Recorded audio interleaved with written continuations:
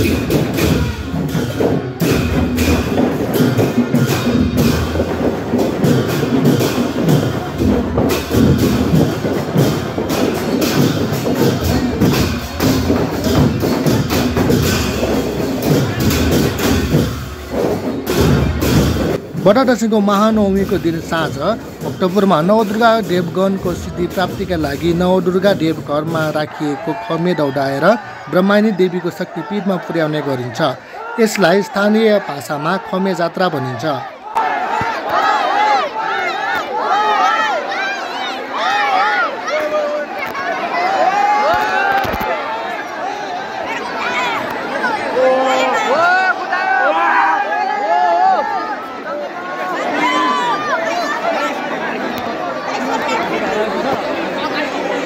भक्तपुरको गछे स्थित नवदुर्गा भवानीको देवता घरबाट खमेलाई दौडाएर साकोलान हुँदै तचपाल सूर्यमध्य च्यामासिंह देगैना हुँदै ब्रह्मायणी देवीको शक्तिपीठमा पुर्याउने गरिन्छ।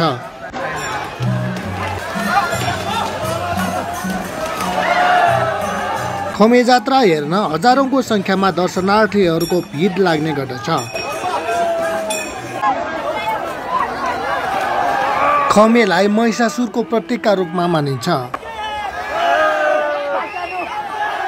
भक्तपुरको गछे स्थित नवदुर्गा भवानीको देवता घरबाट खमेलाई दौडाएर साकोलान हुँदै तचपाल सूर्यमध्य च्यामासिंह देगैना हुँदै ब्रह्मायणी देवीको शक्तिपीठमा पुर्याउने गरिन्छ।